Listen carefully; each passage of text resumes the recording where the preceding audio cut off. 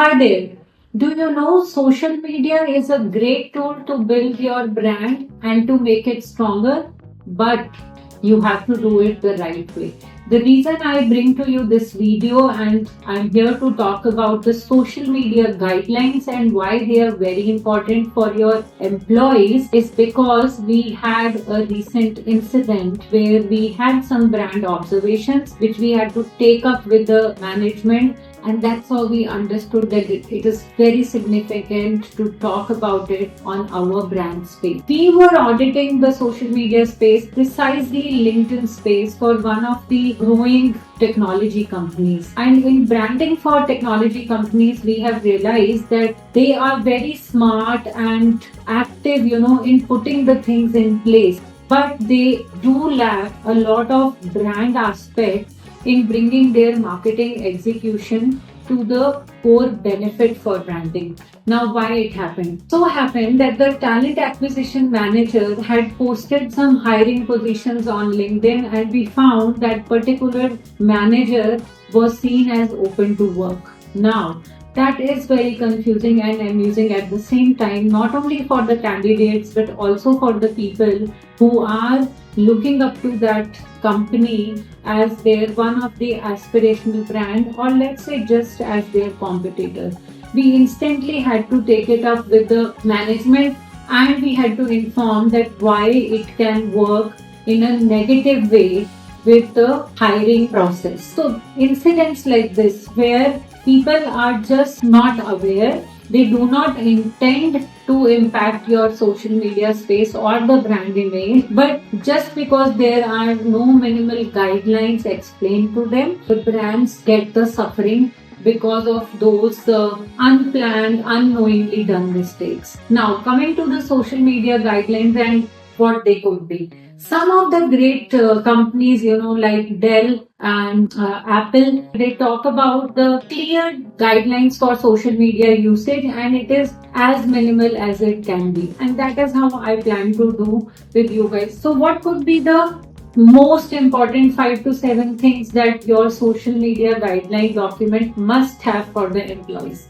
The first and foremost, we need to tell them that they need to own their account. That means they have to act responsible, they have to act constructive in mannerism. It is good to have fun, it is good to be an individual, but they need to own their account in terms whatever they are putting, whatever they are pushing in terms of content on their social media spaces must have the basic decorum and dignity which is required from them as one of the brand ambassador or a representative. For instance, Intel always recommends its employees to use the hashtag I work for Intel, So that's the kind of sense of ownership and belongingness you can bring to your employees also.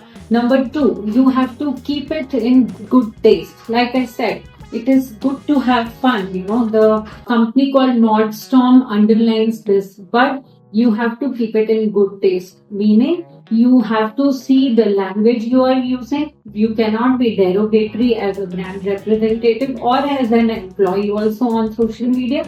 You have to keep it professional to the core.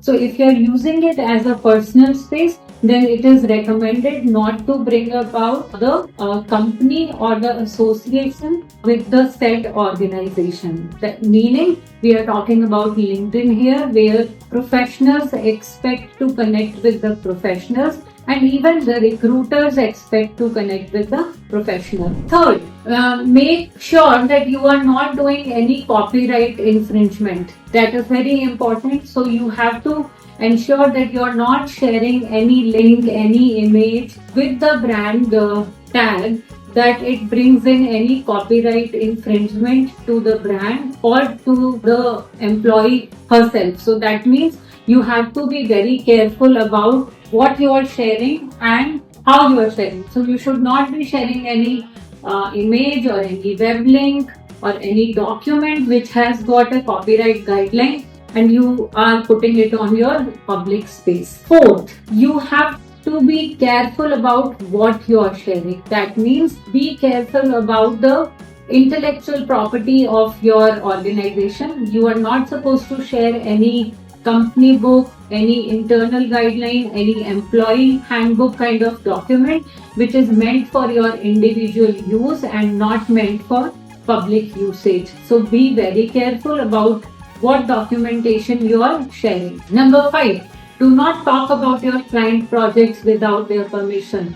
Lot of times we get excited and we share about the project, but you have to ensure that it is not sharing any financial documents, any financial insights. You have to be very careful that you are not sharing any client information. 6, you have to be very sustainable and inclusive in your approach. That's very important because the current business ecosystem is strongly pushing inclusivity, diversity, and equality into the system. So be very, very careful that you are not talking about anything which leads to any kind of inclinations based on race, gender, religion, etc. So be particular about it.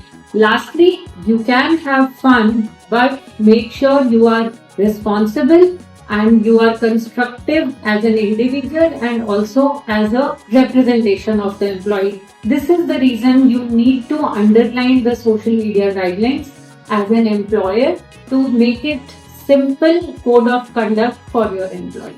Thank you.